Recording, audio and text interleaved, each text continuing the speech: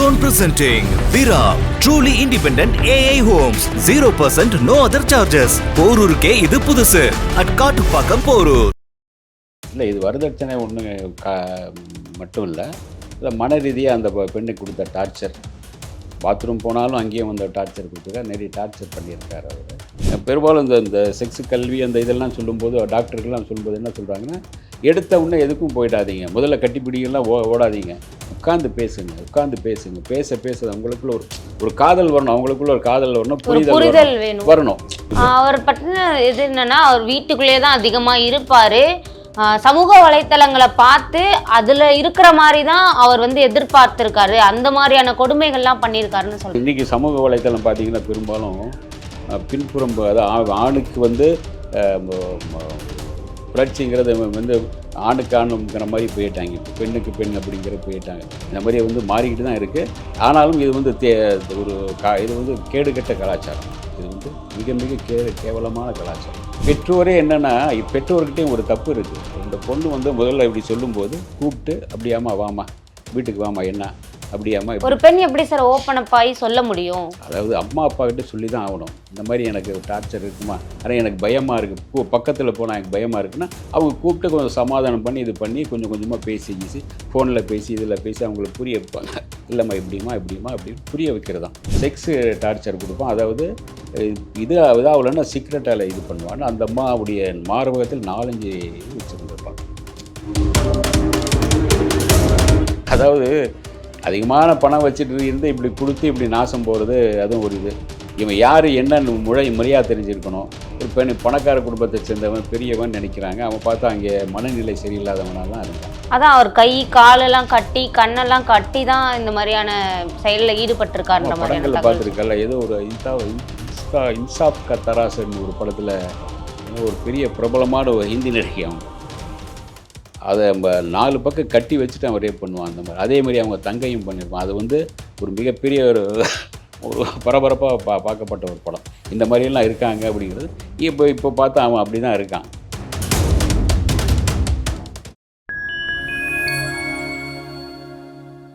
Fine times universe அனைவருக்கும் வணக்கம். இன்றைய சிறப்பு நிகழ்ச்சியில் நம்முடன் இணைந்திருக்கிறார் பத்திரிகையாளர் திரு சபிதா ஜோசப் அவர்கள். வணக்கம் சார். சமீபத்தில் பார்த்தீங்கன்னா ரிதன்யா அப்படின்ற திருப்பூரை சேர்ந்த பெண் வந்து பார்த்தீங்கன்னா காருக்குள்ளேயே வந்து தென்னை மரத்துக்கு யூஸ் பண்ணக்கூடிய பூச்சி மருந்து சாப்பிட்டு இறந்துருக்காங்க.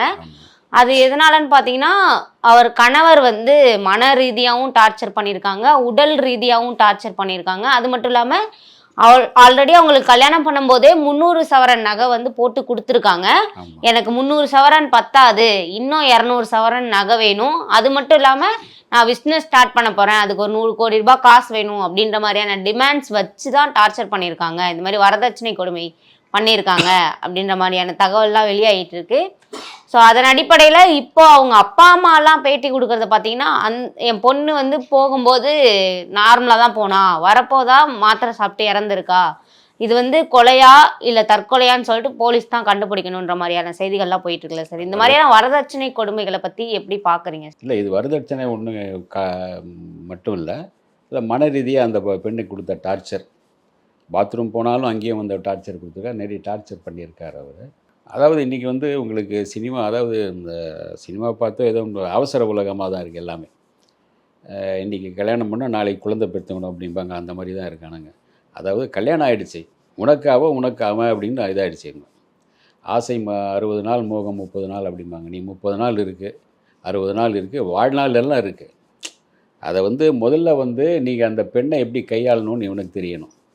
அந்த பெண்ணை கையாளுறது தான் ஒரு இது. காதல்ங்கிறது அதை காதலிச்சு கல்யாணம் பண்ணல, அவங்க இல்லை காதலிச்சு கல்யாணம் பண்ணி தான். அதுவும் ஒரு இது தான். உங்களுக்கு ஒரு பெண்ணோடு நீங்கள் வந்து அவன் வந்து ஒரு முதல் இரவுன்னு சொல்லும்போது 2 பேருக்குமே அது பொதுவான. இப்போ ஆணுக்கு அது பல வகையில் சொல்லுவாங்க. அங்கே எந்த சேத்தில் கால் வச்சு இங்கே கால் வச்சு தண்ணி கழுவிட்டு வந்தான் அப்படிம்பாங்க. அப்படி சொல்லிடுவாங்க. அது மேம்போக்க சொல்லிடுவாங்க. அவன் அனுபவசாலிங்கிற மாதிரி சொல்லிடுவாங்க. பெண்ணுக்கு வந்து அது வந்து ஒரு அவருடைய வீட்டை விட்டு இங்கே வரும்போது ஒரு ஏற்கனவே ஒரு பதட்டமாக இருக்கும், ஒரு பயமாக இருக்கும். எப்படி இருக்கும், இவங்க எப்படி இருக்காங்களோ அவங்க எப்படி இருக்காங்களோ தெரியாது. இப்போ அதே மாதிரி கணவனை வந்து அவன் ஒரு முரடனா இவனா அந்த மாதிரி அதுவும் இருக்கும். அதை வந்து நம்ம நாசூக்காக ஒரு பக்குவமாக பேசி முதல்ல எதுவுமே பெரும்பாலும் இந்த செக்ஸ் கல்வி அந்த இதெல்லாம் சொல்லும்போது, டாக்டர்கள்லாம் சொல்லும்போது என்ன சொல்கிறாங்கன்னா, எடுத்த உடனே எதுக்கும் போயிடாதீங்க, முதல்ல கட்டிப்பிடிங்கெல்லாம் ஓடாதீங்க, உட்காந்து பேசுங்க. பேச பேச அவங்களுக்குள்ள ஒரு காதல் வரணும், அவங்களுக்குள்ள ஒரு காதல் வரணும், புரிதல் வரணும். பேச பேச அவங்களுக்குள்ள சும்மா பேசி அப்புறம் டச் பண்ணும்போது அவங்களுக்குள்ள ஒரு புரிதல் இருக்கும்.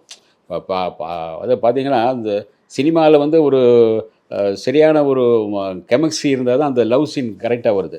கெமிஸ்ட்ரி இல்லைன்னா அந்த லவ் சீன் வந்து ஏனோ தானோ மாதிரி இருக்கும். அந்த காலத்துலேயும் சரி இந்த காலத்துலேயும் சரி அது வந்து ஒரு கெமிஸ்ட்ரி வேணும். அதே மாதிரி இவங்களும் வந்து அந்த புரிதலோடு அந்த ஒரு பெண்ணோடு பேசணும். அதான் பாலகுமாரன் சொல்லுவார், கூடுதலை விட கூடுதல் பற்றி பேசுவது, செக்ஸை விட செக்ஸை பற்றி பேசுவது இருக்கு இல்லையா. அப்போ பேசும்போது அது செக்ஸை பற்றி இல்லாமல் வேற நீ என்ன படிச்சிருக்க, இது உனக்கு வந்து இது பிடிக்கும், ஓவியம் பிடிக்குமாமே, உனக்கு இந்த அந்த மாதிரி பேச பேச பேச அவங்களுக்குள்ள முதல்ல அவங்கள பற்றி நான் வந்து கொஞ்சம் பெருமையாக உங்களை பற்றி நான் கலெக்ட் பண்ணி வச்சுருப்பேன் இல்லையா. அந்த விஷயங்கள் பேச ஆரம்பிக்கும் போது அவங்களுக்குள்ள ஒரு நெருக்கம் ஏற்படும். ஓகே, நம்மளை பற்றிலாம் தெரிஞ்சிருக்காரு, அது நீங்கள் சமையலில் இது மட்டும் கரெக்டாக பண்ணுவியாமே, இது பண்ண மாட்டியாமே, ஒரு முறை உப்பு அதிகமாக போட்டியாமே, இது சொல்லும்போது அவங்களுக்குள்ள ஷையாக இருக்கும், ஒரு சந்தோஷமாக இருக்கும். ஓகே, நமக்கு ஏற்றவனாக இருக்கான் அப்படிங்கிற புரிதல் வரும்போது உங்களுக்குள்ள ஒரு தாம்பாத்தியம்ங்கிறது அதுதான். அதை விட்டு எடுத்தேன் கவித்தேன் அப்படிங்கிறதெல்லாம் எதே கிடையாது. உடனே பாஞ்சி உடனே முடிச்சிருப்போதில் எதுவுமே. அவர் பற்றின இது என்னன்னா, அவர் வீட்டுக்குள்ளேயே தான் அதிகமாக இருப்பார்.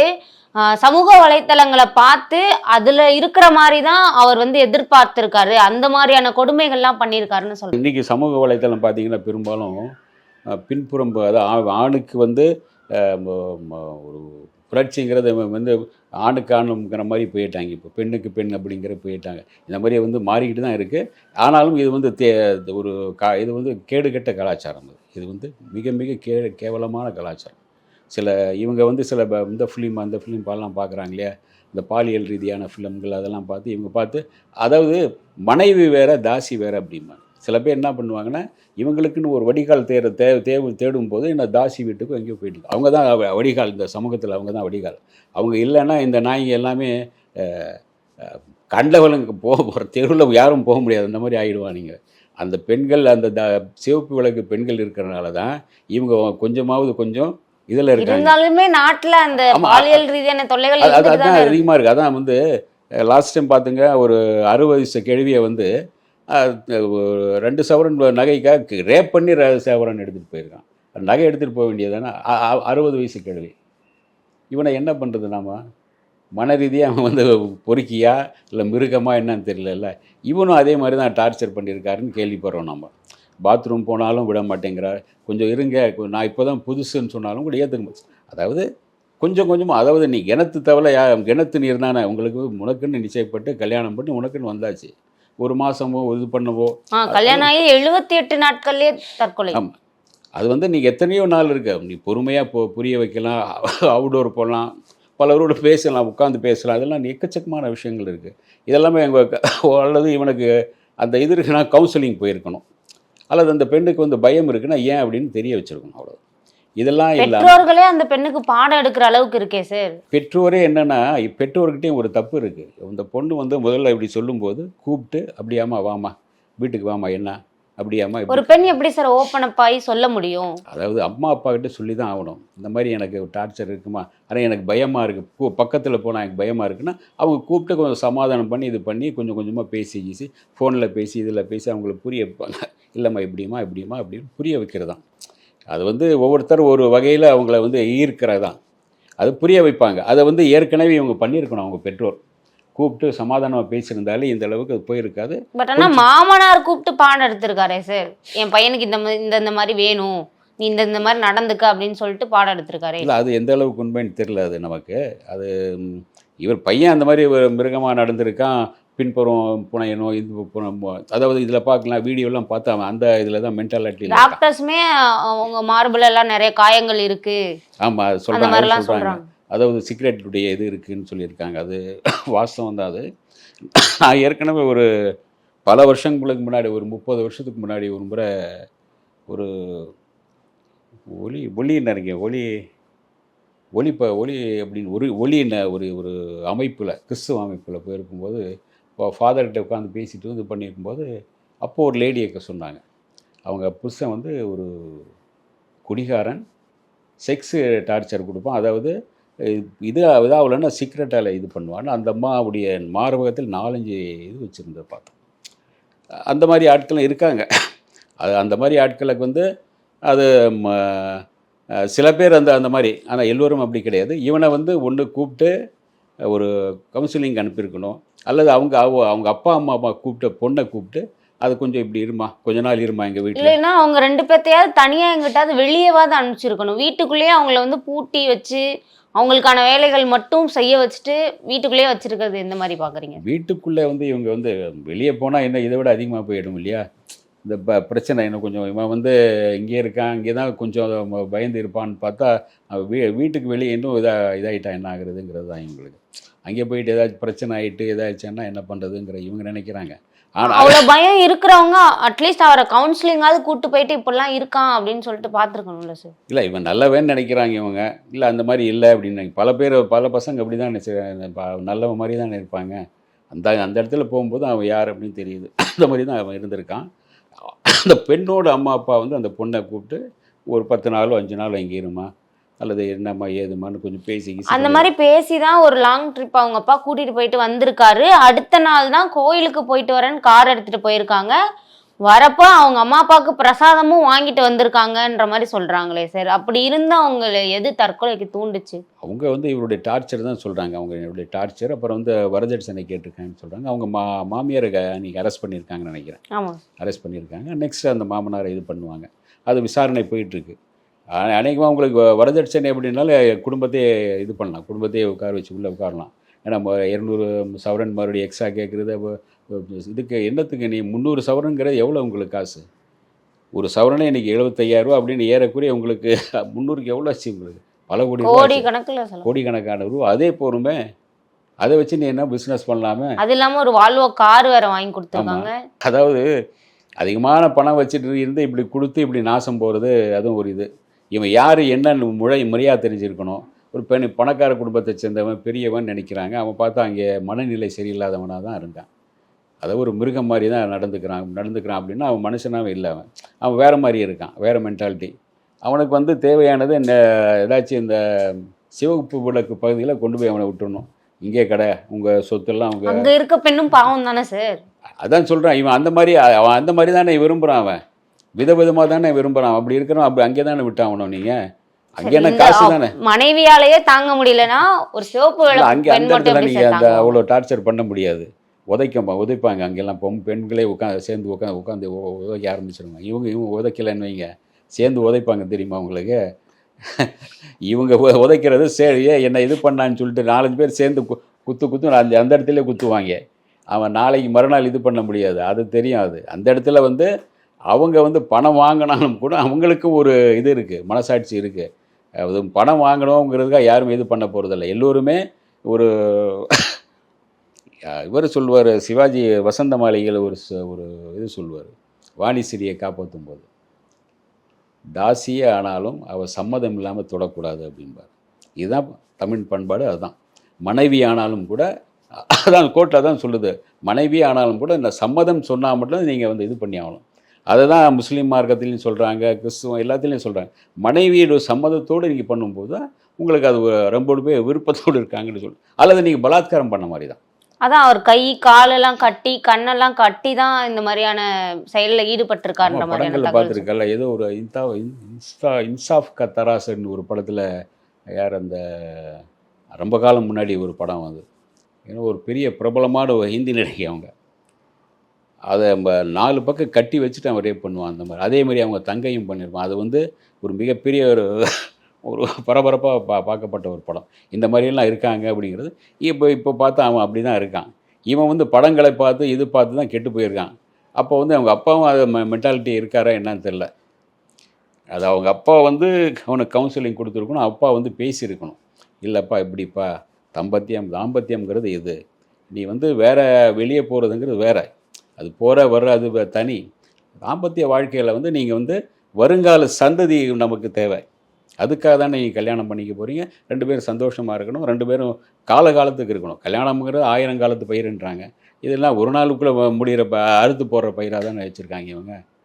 பயிருன்னு சொல்ல மாட்டேங்க, வேற ஏதோ சொல்கிற மாதிரி இல்லை இருக்குது. அவங்க மாமியார்கிட்டயுமே இந்த பொண்ணு போயிட்டு கல்யாணம் ஆன 20 நாள்ல வந்து இது மாதிரிலாம் உங்க பையன் டார்ச்சர் பண்றான் அப்படின்னு சொல்லிட்டு அவங்க ஆடைகள் எல்லாம் கலெக்டரி கூட காட்டியிருக்காங்க.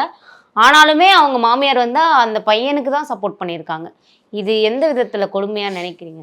இது வந்து அவங்க அவங்க அம்மா அப்பா கிட்ட காட்டியிருப்பாங்கன்னு நினைக்கிறேன். சாகுறதுக்கு முன்னாடி நாள் தான் இந்த மாதிரி நடந்திருக்கு அப்படின்னே சொல்றாங்க. அதான் நான் சொன்னேன், கொஞ்சம் முன்னாடியே அவங்க அப்பா கிட்ட சொல்லி அல்லது இதை சொல்லும்போது அவங்க அப்பா அம்மா கூப்பிட்டு இவங்க கூப்பிட்டு என்ன ஒரு 4-5 நாள் கூட வச்சு இது பண்ணி என்னென்ன சொல்லியிருக்கணும். அது அவரையும் கூப்பிட்டு, மாப்பிள்ளை இதெல்லாம் சரியில்லை, இது பண்ணல, அது பண்ண தேவையில்லை, ஏன் நீங்கள் இப்படி பண்ணுறீங்க, டார்ச்சர் பண்ணி உங்களுக்கு என்ன தேவை அப்படின்லாம் கேட்கலாம். அப்போது அந்த பொண்ணுக்கு ஒரு ஆறுதல் இருக்கும், கூட இருக்காங்கன்னு. ஆனால் இங்கே ஒரு ஜெயிலுக்குள்ளே இருக்கிற மாதிரி தான். மாமியாரும் அதே மாதிரி இருக்கார், மருமகனும் மாமனாரும் அப்படி இருக்கார். இவன் ஒரு மிருகமாக இருக்கான்னு சொல்லும்போது ஒரு புலி கூண்டில் இருக்கிற மாதிரி தானே. புலி கூண்டில் ஒரு புள்ளிமானை தூக்கி போட்ட மாதிரி தானே. சுற்றிய கரடி இருக்குது, இந்த பக்கம் மாமியாருங்கிற கரடி இருக்குது, ஒரு மாமனாருங்கிற ஒரு கரடி கிடக்கு. இதுகளுக்கு மத்தியில் ஒரு புலியா அவன் சீரிட்டு இது பண்ணும்போது எப்படி இந்த புள்ளிமான்ட்ட இது பண்ண முடியும்? நீ மனுஷனாக இருந்து நீ பக்குவமாக பேசணும். யாராக இருந்தாலும் சரி, காதல்ங்கிறது கல்யாணத்துக்கு பிறகு நீ ஒருத்தர் காதலிக்கிறதான். ஒன்று நீ உன்னை புரிய வை, அல்லது அவங்கள பற்றி புரிஞ்சுக்கும். ஒவ்வொருத்தருக்கும் ஒரு இது இருக்கு இல்லையா, இவங்க இப்படிப்பட்டவங்க, அவங்க அப்படிப்பட்டவங்கன்னா அவங்ககிட்ட எப்படி பேசணும்னு ஒரு இது இருக்குது.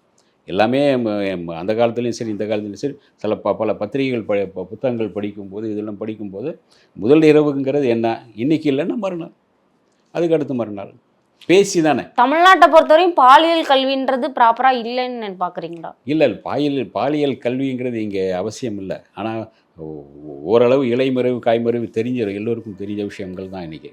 இதில் உங்களுக்கு மன ரீதியாக இவங்க உட்கார்ந்து பேசுகிற பொறுமையே கிடையாது. வர்றாங்க, பாஞ்சாங்க, முடிஞ்சது, அவ்வளோதான். ஆனால் ஒரு ஹிந்தி படம் ஒன்று, அது தமிழில் தீண்டாதே நம்ம தீண்டல் அப்படின்னு ஒரு படம் வந்துச்சு. அதில் ரேகா நடிச்சிருந்தாங்க, ஓம்பூரி நடிச்சிருந்தார். ஏதோ ஒரு ஊருக்கு போய் ஒரு விஷயத்துக்கு போயிட்டு வருவார், மனைவியை பார்ப்பார், மனைவி மேலே பாய்வார், கொஞ்ச நேரத்தில் மறுபடியும் படுந்துருவார். ஆனால் அந்த பெண்ணுக்கான உணர்வு அது தூண்டி விட்ட மாதிரி இவர் தூங்கிடுவார். அவங்களுக்கு உணர்ச்சி ஏற்பட்டு தூடுவாங்க.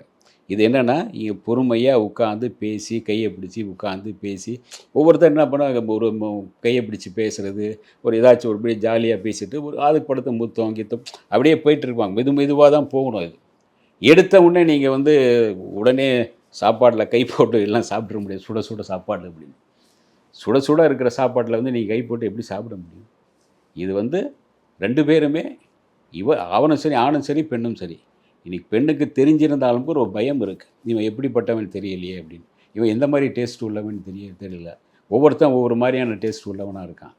இன்றைக்கி அந்த காலம் மாதிரி இது கிடையாது. பெண்ணை மதிக்கணுங்கிற தன்மை ஒன்று வேணும். அந்த பெண்ணை எப்படி ஒரு மென்மையான பூவாக இருக்கா, இதை எப்படி நான் கையாளணும்னு தெரியணும். அது கொஞ்சம் உட்காந்து பேச தான் அது வரும். அவங்கள பற்றி தெரிஞ்சுக்க முடியும், இவரை பற்றி தெரிஞ்சுக்க முடியும்.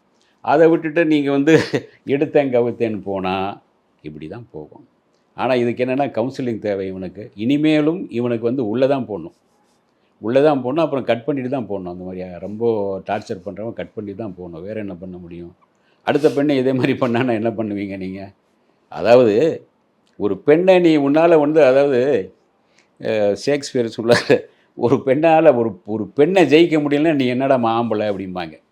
பெண்ணை ஜெயிக்கிறதுங்கிறது அவளை ரேப் பண்ணுறது கிடையாது, அவள் மனசை ஜெயிக்கிறது. அவள் மனசை ஜெயிச்சுட்டு அவள் தான் அடிமை. பெண்களை பொறுத்த வரைக்கும் என்னென்னா, இந்த ஒருத்தனை பிடிச்சு போச்சுன்னா அவன் என்ன சொன்னாலும் கேட்பாங்க. அவன் ஏதாச்சும் தப்பு பண்ணான்னு சொன்னாலும் நம்ப மாட்டாங்க. அவ்வளவு நம்புவாங்க. அவன் ஆரம்பத்துலேருந்து பிடிக்கலைன்னா பிடிக்கல தான். அவன் நீர் பூத்த நெருப்பு மாதிரி இருப்பாங்க. அவனை பிடிச்சிருக்குன்னா பிடிச்சிட்டாங்க அப்படின்னா அவன் என்ன பண்ணாலும் ஏற்றுக்குவாங்க. அது கொஞ்சமாக சகிச்சுக்குவாங்க.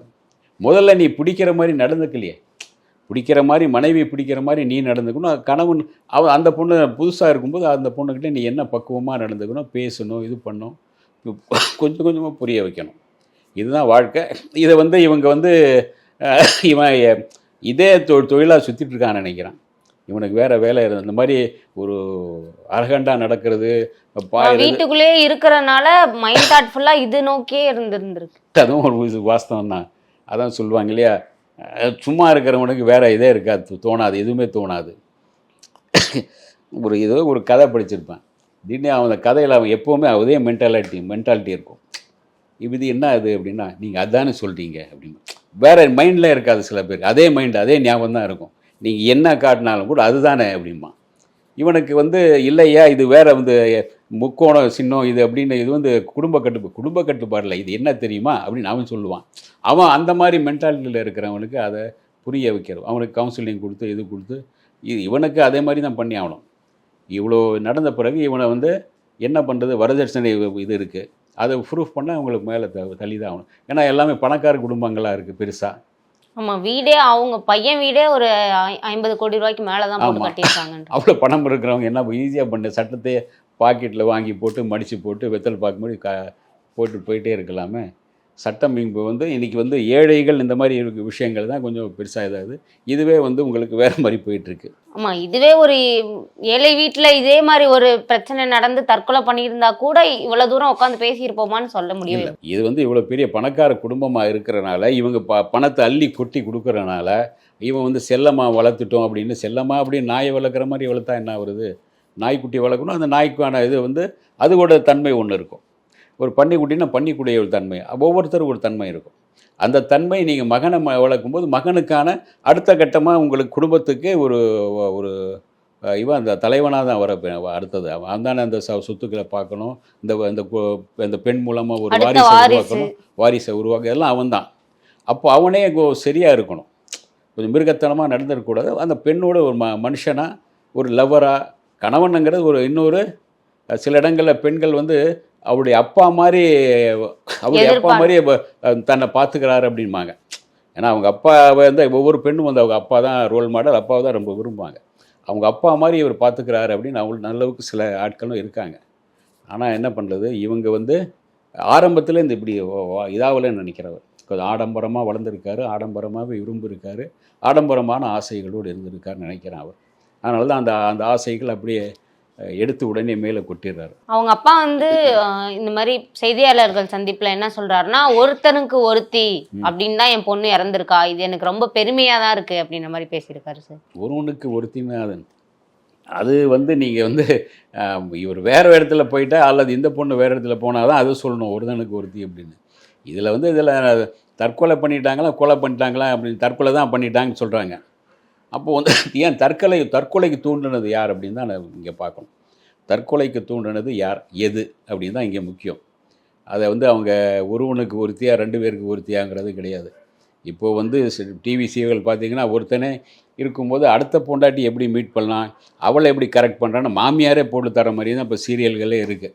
அதில் இவங்களை இப்போ உள்ள ஜென்ரேஷன் அந்த மாதிரி தானே சார் பார்த்துட்டு இருக்காங்க. ஆமாம் இருக்குது. அதனால் நம்ம ஒன்றும் பண்ண முடியாது. அதை கொஞ்சம் கொஞ்சமாக நான் மாற்றணும். அது சில பேர் அடிப்பட்டு உதப்பட்டு கீழே விழுந்தால் தான் உண்டு. ஒரு முறை வழக்கறிஞர் அருள்மொழி அவங்ககிட்ட பேர் நேர்காணல் போது அவங்க சொன்னாங்க, கால் சென்டரில் இதெல்லாம் ஒர்க் பண்ணுறாங்க, சாஃப்ட்வேர் இன்ஜினியராக இருக்காங்க, 6 மாதம் 7 மாதம் நல்லா லவ் பண்ணுறாங்க, கல்யாணம் ஆகிட்டு அந்த சாஃப்ட்வேர் கம்பெனியில் சேர்ந்த பிறகு ஒரே மாதத்தில் 2 பேரும் இதுக்கு வந்துடுறாங்க, குடும்ப கோர்ட்டுக்கு வந்துடுறாங்க. இவன் எனக்கு கேட்க மாட்டேங்கிறான், இவன் என்கிட்ட கேட்குற மாட்டேன். ஏன்னா 2 பேரும் சம்பாதிக்கிறாங்க, 2 பேருக்கும் யூகோ வந்துடுது. நான் சம்பாதிக்கல, இன்றைக்கி நீ வேலை பாரு, நான் இது பண்ணுறல நீ பார்த்துக்கோ, இந்த மாதிரி வந்துடுது. 2 பேருக்கு சரிசமம் பணம் வந்த பிறகு அந்த ஒரு சர்ச்சை வர ஆரம்பிச்சிருச்சு. அது கல்யாணம் எதுக்கு 6 மாதம் இங்கே லவ் பண்ணான்னு தெரியல. 6 மாதம் லவ் பண்ணிட்டு ஒரே மாதத்தில் இங்கே கோர்ட்டில் நிற்கிறாங்க அப்படிம்பாங்க, குடும்ப கோர்ட்டு. இப்போ இவங்களுக்குள்ள புரிதல் இல்லை. ஏதோ அவசரமாக காதலிச்சோம், கல்யாணம் பண்ணோம், அவசரமாக ஓகே அடுத்தது அப்படிங்கிற மென்டாலிட்டி வந்தாச்சு. இதுவரை எங்களுடன் பல்வேறு கருத்துக்களை பகிர்ந்தீங்க. நன்றி.